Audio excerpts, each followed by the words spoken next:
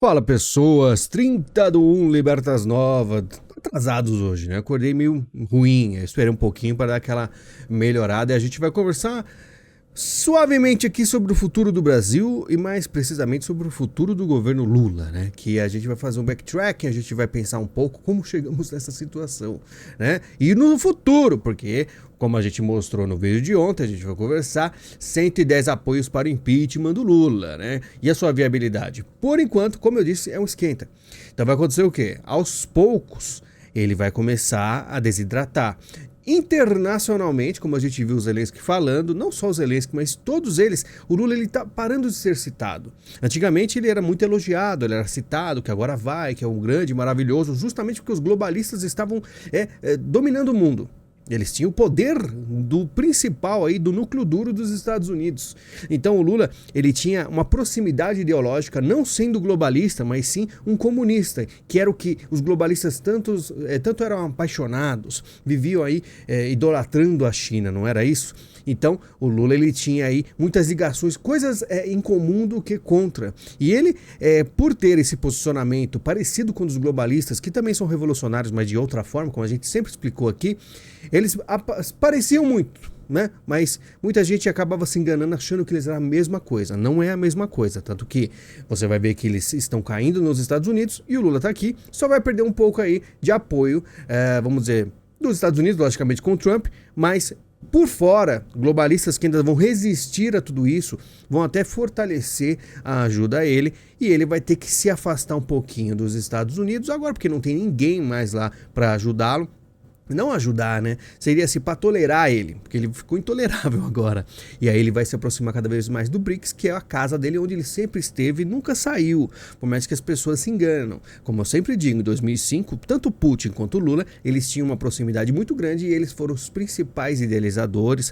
Já aí teve um economista, teve gente já que já inventou o nome BRICS, o Putin pegou essa ideia, trouxe junto com o Lula e colocou B de Brasil do BRICS para fortalecer essa aliança, e o Brasil ele tem uma posição extremamente importante, tá? Nessa nova aí, empreitada do comunismo para tentar enfrentar os Estados Unidos, tá? E por isso que o Brasil está como principal, e por isso que você vê citações no cinema, vários artistas brasileiros fazendo parceria com americanos, aparecendo em filmes, porque o Brasil ele é a menina dos olhos, tá? Para a Revolução Vermelha no mundo, né? E é aquilo, vamos ver o quanto eles conseguem. Aqui no Brasil, como a gente sempre fala, esses 110 apoios, esse aqui é o início. Vocês já tinham ouvido falar de impeachment, mas não nessa força. Então, para mim, eu considero como primeiro movimento de verdade para o impeachment de Lula. Se vai acontecer ou não, não tenho certeza, né? Da Dilma aconteceu, mas porque ficou 13 anos o PT no poder, a desgraça estava feita e os caras não aguentavam mais, e o PT, ele meio que traiu, né? Ele não ia fazer mais as tesouras, ele tomou a tesoura inteira para ele. Então o que eu falo?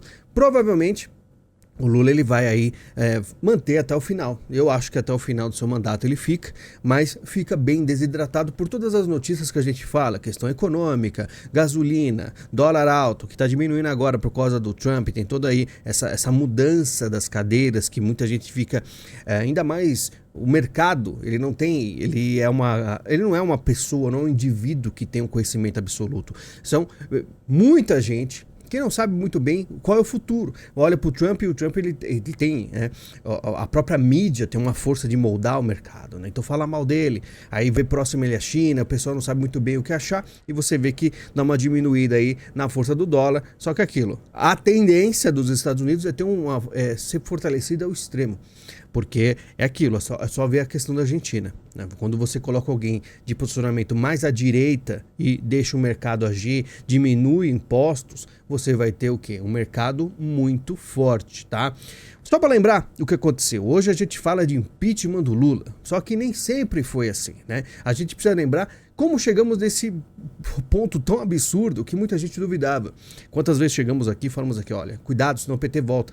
Então é bom a gente tentar fazer o máximo, tudo possível, para não deixar ele voltar. Naquela época, era isso que eu acho que deveria ser feito. Tem muita gente que achava que ele não iria voltar, que a gente podia fazer o que quisesse. Eu falava, não, tem que agir de forma inteligente, porque a gente tem uma chance só. O problema é que muita gente manteve essa estratégia até hoje, que eu considero errado. Tipo assim, quando a gente estava no poder, a direita estava no poder, acredito que a gente poderia tolerar muito mais coisa. Hoje eles querem tolerar que eu já não concordo. Para mim foi nivelado por baixo. Eu vejo a direita se aproximando do centrão, se aproximando da social-democracia, aceitando MBL, aceitando isso, aceitando aquilo. Pessoas que não são direita de verdade. E você tem o quê? Você tem muita vergonha. Apoiando pessoas que realmente não prestam. Mas é aquilo, cada um com a sua estratégia, diz que é essencial. Eu acho que, na verdade, essencial seria a gente lutar pelos valores que a gente buscava em 2017, 2016. Então, a gente tolerava muita coisa. Por quê? Porque era a única chance. Porque se o PT voltasse, como voltou, ele ia colocar, por exemplo, ministros que ficariam dezenas de anos aí. E a gente vai falar de um deles em específico, tá? Mas olha só, vamos lembrar em 2018, Lula se entrega à PF e é preso para cumprir pena por corrupção e lavagem de dinheiro. Ou seja, o Lula foi preso em 2018, né? Colocaram ele na cadeia. E aí muita gente vai se perguntar, tenta lembrar, você achou que ele sairia e se tornaria presidente novamente? O sistema é desse, a gente vai ver aí como é que é o sistema e como é a política no Brasil, tá? Porque a gente já começa a lembrar de 2015, quando eu chegava aqui na internet, no meu outro canal, aí falava, né, que 2015, muita gente já levantava o nome do Bolsonaro e falava, sim, pode até colocar o Bolsonaro, mas o trabalho vai ser árduo para você enfrentar todo o sistema. Porque o grosso mesmo do Brasil é o quê? Deputados e senadores, né, que detêm boa parte do poder, junto também do Supremo. O presidente, ele articula as coisas, mas o poder não é nele, porque até é aquilo, ele pode até vetar uma coisa, mas derruba o veto. A força não é tanto como imaginam, né? Mas é claro, é tudo a questão de acordo. E teve muito acordo sendo feito, né? Lembrando, Lula deixa a prisão em Curitiba, agradece a militantes e critica a Lava Jato. Em 2019, ali já começou o plano. Porque aparentemente eles achavam assim, ó, se não nada der certo, a gente coloca o Lula de novo. E colocaram. Por quê? O sistema ele escolhe. A gente vai falar um pouco do que ele permite. Porque o Brasil, eu não sei se perceberam, é o que o sistema permite. E eles utilizam nomes fortes a seu favor, né? E o que acontece é quando colocado lá o presidente, ele tenta fazer os seus planos da sua trupe, desse caso do Lula, da questão eurasiana, que são os comunistas, certo? E lembrando, né?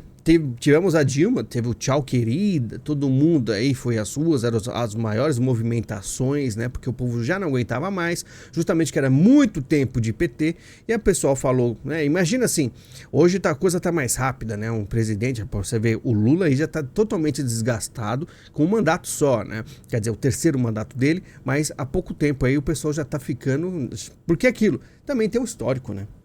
Mas aí, ó, tá aí o Eduardo Cunha, que foi um principal deputado aí, que também não é santo nem nada, foi preso, né?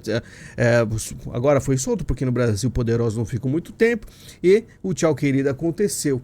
Só que lembrando, assim como o Lula foi preso, ele foi solto, o sistema soltou ele, colocou ele para concorrer, colocaram ele, né, como vitorioso, mas ele também tem coisas a cumprir, né? Tem missões a fazer. Existe esse ciclo aqui no Brasil. E com certeza pessoas como esses daqui do Lead Brasil, porque Brasil com Z, porque eles estão sempre fora do Brasil, ou é Lisboa, agora eu não lembro aonde foi o último lugar na Europa que eles estiveram. Estranho, né? Uma reunião de brasileiros para falar sobre o Brasil, mas nunca no Brasil, por que será? N motivos, tá? Mas esses caras, por exemplo, eles têm mais poder que o Lula. É só ver, por exemplo, o Michel Temer ficou quanto tempo preso e quanto tempo o Lula ficou preso. É só ver a diferença, tá? Mas esses caras todos também têm missões a cumprir. Eles também mudaram de posição. Se você ver Gilmar Mendes, ele teve uma época que falava mal do PT, né? Hoje, aparentemente, você não vê já todo esse empenho dele. E, na verdade, ele ataca quem? Justamente a Lava Jato, o Sérgio Moro, que também é um social-democrata, como assim Deltan, fazia aí muitos conluios com ONGs internacionais socialistas, né, de social-democracia. Então, santo ninguém tem, não tem nessa história. Mas é aquilo, como eu digo para vocês, a posição é cíclica. Hoje você vê esses caras muito mais, né, ou estavam, tá? Porque eu acredito que a coisa vai mudar daqui para frente. Muito queridinhos com Lula. Só que tudo pode mudar. É só você lembrar do quê? O Bolsonaro. O Bolsonaro era um cara que, ele dito que veio do baixo clero e conseguiu ser presidente, tá? Só que, na minha opinião, ele conseguiu porque deixaram, né?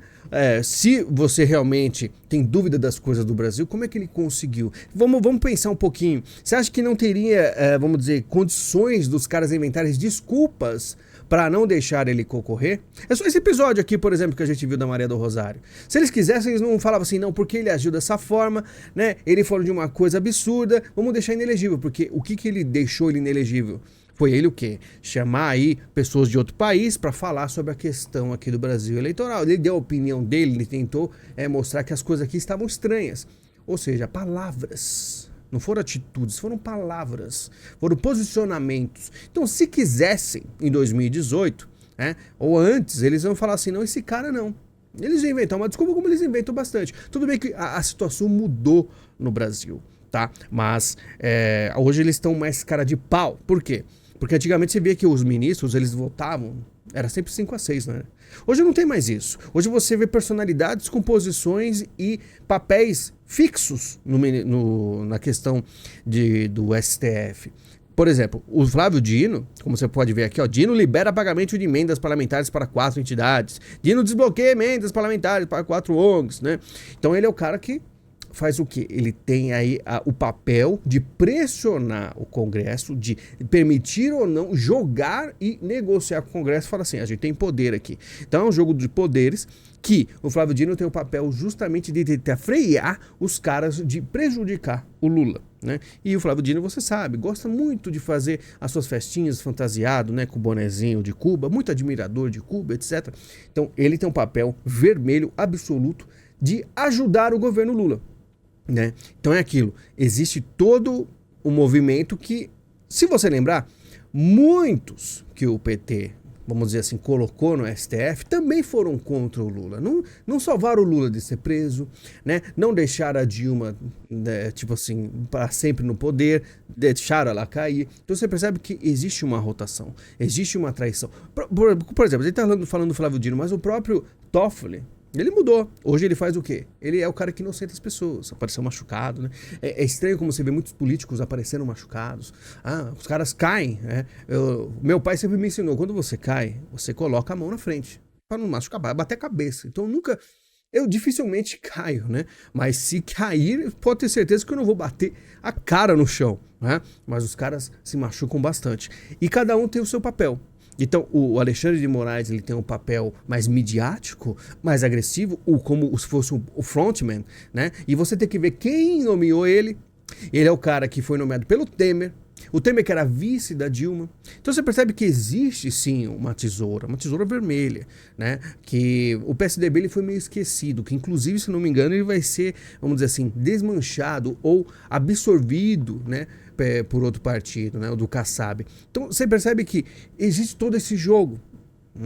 E quando a gente olha para a situação toda, ainda mais agora, a gente vê que a direita cada vez mais foi sumindo, porque o brasileiro não conseguiu manter, né, a fé na direita, por N motivos, tá? Muita briga, talvez uma falta de um posicionamento mais firme, teve várias coisas que o brasileiro também não teve inteligência o suficiente, foi enganado muito pela mídia, né? Então a gente não é terceiro mundo à toa, o povo ele... Como uma coisa que eu sempre digo, né? As pessoas olham para a direita na internet, olham os canais famosos. Esse aqui ele tem pouco alcance, né? A gente vai bater essas 5 mil visitas aqui, né? Pouca gente vai prestar atenção no que eu falo, como prestava no passado. Mas mesmo se tiver 50 mil visitas como eu tinha antes, não é o suficiente, tá? Porque as pessoas não vão prestar atenção em você. Eles não vão prestar atenção naquela coisa que você está falando, prestar atenção nessa movimentação de geopolítica, de toda a política, porque ele acha isso muito chato, não quer se informar. Melhorou do passado? Melhorou. Mas se você pegar os canais mais famosos de direita, com todas as suas visitas, e comparar com a população brasileira, você vai ver que é pouca gente. Tirando o Nicolas. Por quê? Porque o PT, ele tem um passo maior que a perna. Porque eu falei, os caras vão acelerar ao máximo. Eles precisam obedecer certas metas, tá? O Lula, ele é um empregado dos eurasianos, tá? Ele é um cara que veio do vermelho, do PT, bandeira vermelha, que é justamente o quê? União Soviética, né? Que mudou de nome, as coisas mudaram bastante, mas saiba que ainda é a mesma coisa, tá? Foi um disfarce muito grande que aconteceu de 89 para frente. E esses caras têm um plano para conseguir controlar, voltar ao poder, né? Bater de frente com os Estados Unidos. Então não tem segredo. Existe sim essa movimentação, esses planos. O Lula tá lá como um empregado, tá? É o cara que, se ele não fosse empregado, ele não seria preso. Então, ele é um instrumento, né? Ele não é uma liderança absoluta como as pessoas tendem a ver ou como tenta a mídia colocar. Na verdade, os presidentes do mundo, eles não são tão assim poderosos quanto você imagina, né? É só ver o Bolsonaro. O Bolsonaro é um cara que aconteceu o quê? Esses dias ele estava chorando porque não foi permitido que ele vá para a posse que teve do Trump, né? Ele disse que ele estava triste por causa da esposa que foi sozinha e ia ter saudades. Só que quando ele estava do lado do Carlos assistindo, ele continuou chorando. Por que ele continuou chorando? Porque justamente ele tentou negociar com quem realmente tem mais poder que ele. Primeiro foi a carta do Temer, lá naquele 7 de setembro. Ele tentou lidar com o povo de uma forma e negociar com os caras do mesmo tempo. Não deu certo. Não estou dizendo que se ele tivesse dado o pé na porta ia dar certo também. Foram decisões que foram feitas, né? É aquilo. Muita gente acha que o Brasil tem solução, mas é aquela... Infelizmente vou ter que falar isso, talvez não tenha, tá? Mas é aquilo. Ele foi lá, fez o acordo, né, do 7 de setembro, não foi correspondido. Ele chegou na mídia e falou que os caras não responderam, não fizeram o que prometeram, indignado com tudo, né? Os caras devem ter ficado ainda mais ferrado com ele ainda. E agora, fora do poder, ele fez o quê? Nas eleições municipais, ele foi lá e apoiou os caras justamente que tem ligação direta com os caras que ele odeia. Então, pegou em São Paulo o Nunes, apoiou e esperou que... Bom, fiz o que eles pediram. Então, provavelmente, eles vão deixar eu elegível e vão deixar eu ir para os Estados Unidos. O que aconteceu? Os caras não deixaram. E por que o Bolsonaro chorou? Porque ele se sentiu traído mais uma vez, né? Que é aquilo. Eu fico perguntando como é que ele acreditou que os caras respeitariam um tratado novamente depois de tudo que fizeram, né? Então, ele vai lá, ficou chateado, as lágrimas que escorreram no rosto dele, não foi porque a mulher estava longe dele, foi porque ele imaginava já que se eles não respeitaram nem essa possibilidade de ir para os Estados Unidos, e ele gostaria muito desse capital político, de aparecer perto do Trump, talvez, né, de participar de algo lá fora, sendo que muitos políticos foram lá e não apareceram do lado do Trump, né, ficaram numa sala separada. Mas enfim, ele esperava isso aí, ele esperava esse favor. E quando ele viu que não dava, se sentiu traído mais uma vez e chorou novamente. E nesse caso, ele provavelmente aí sabia que não ia ficar elegível e já começou a um papo de falar, vou colocar a Michelle aí e eu posso ser o ministro da Casa Civil. Ele já está começando a aceitar, vamos dizer, outras possibilidades, tá? Sim, claro, às vezes ele fala, não, sou eu, o plano A, B ou C. Mas é aquilo, o sistema é o sistema. Né? Então, aquilo, estou aqui nessa vida há 15 anos, falando de coisas da vida, né? De política já faz aí também quase tudo isso, porque aquilo, desde que eu comecei a procurar problemas da vida, e o problema da vida vem justamente do Estado, né? Como o Estado rege a sua vida, ele tem muito poder na sua vida, ele nunca teve tanto, porque os globalistas, eles fortaleceram muito o Estado tomando conta de tudo, até da sua saúde, diversas coisas se intrometendo na sua vida. E o Brasil, então, nem se fala. Então, a gente viu em 2016, 2017, na verdade, eu comecei a falar de 2014 para frente, que a gente precisava começar a estar um pouco mais em liberdade. Mas, enfim, a gente teve um vislumbre, a gente esperava muito mais, passou 4 anos, nunca foram os 4 anos mais difíceis da minha vida, foi a época que a direita estava no poder, porque era sempre paulada atrás de paulada, a gente tentando convencer pessoas que a gente precisava fazer plano A, plano B, plano C, tinha que fazer as coisas, aí cada um tinha uma opinião, e na verdade o grosso do povão ficava vendo o Globo, e a gente acabou se ferrando, a gente acabou aí não conseguindo. O único presidente que não se reelegeu foi o Bolsonaro. Né? Então eu via muitos problemas, muitas decisões erradas, mas é aquilo, né? Eu me questionava de questões, por que pegou esse ministro, não tem potencial nenhum, não tem... E eu ficava me perguntando, no final... É tudo questão de tipo, indica esse cara, indica isso aqui, é favor não sei lá, né? O próprio Lula faz isso aí também, a questão das emendas, você acha que é pra quê? Por que ele libera essa emenda, o Flávio Dino segura e fica fazendo o jogo? É o quê? Tentando jogar com o sistema. E aquilo, por enquanto, a gente vê aí muito deputado que tem fazendas, que tem negócios gigantescos, tem investimentos, os caras são poderosos, né? Qual que é o sonho de um PT, por exemplo? É conseguir tirar esses caras e ter o poder absoluto, né? Virar a Venezuela, que é o quê? Não, tira esses caras, porque é aquilo, você não consegue, vamos dizer, ficar lidando com gente que te atrapalhando, né?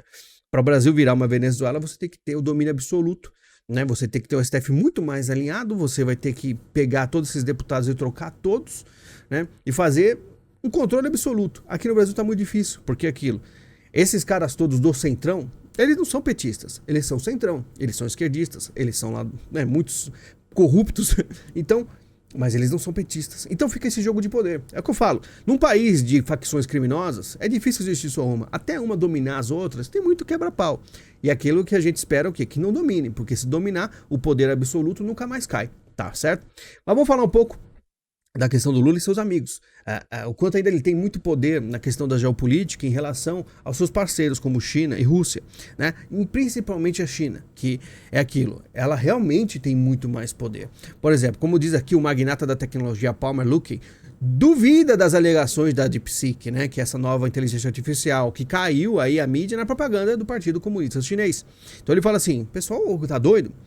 É aquilo, como eu disse para vocês, o mercado, as pessoas, muita gente que não tá antenada, que não entende de tecnologia, achou que a DeepSeek era uma coisa mais linda do mundo. Eu sei que tem a questão toda de sustentabilidade. Apareceu um indiano para mim, que é do BRICS, inclusive, no YouTube, falando, não, que gasta muito menos água, uma coisa maravilhosa.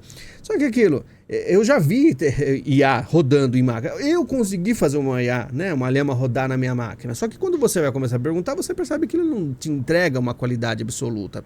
Aí nessa questão aí da ChatGPT e a DeepSeek, se você perguntar para a DeepSeek coisas polêmicas sobre a China, ele vai falar que está fora do escopo dele, né? E o ChatGPT ele responde tudo.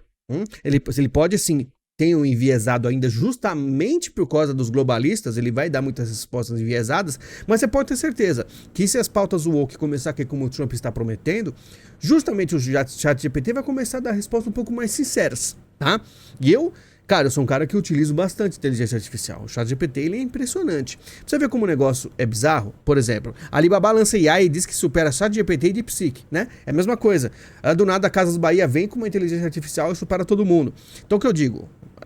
Esse negócio é muita propaganda política. E funciona, porque o mundo ainda cai nos papos dos comunistas. Ainda acredita nessas coisas. Ó. Revolução na IA, a DeepSeek manda dados à China, retém conversas e rastreia até a digitação. Tudo bem que todos podem rastrear. Ninguém nesse mundo de grande poder é santo, mas a DeepSeek eu acho que muito provavelmente não vai ter escrúpulos, não vai ter limitações. Tá? E todos esses caras, lembrando, que conseguiram aí jogar a Nvidia lá para baixo, as suas ações, uma coisa absurda.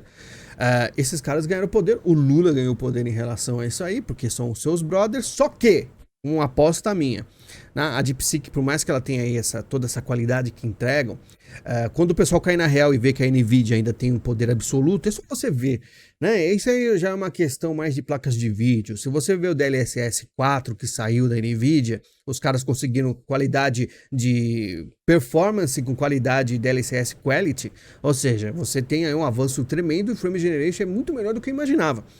Então, os caras não estão para brincadeira, eles estão entregando isso aí de verdade, tá? A inteligência artificial tá sendo uma revolução e provavelmente em breve no Little Talk eu vou fazer um vídeo mais profundo aí sobre tudo o futuro da humanidade com IA, que não vai ficar apenas com letras e números na sua tela, vai muito além quando começar a robótica. Então pense,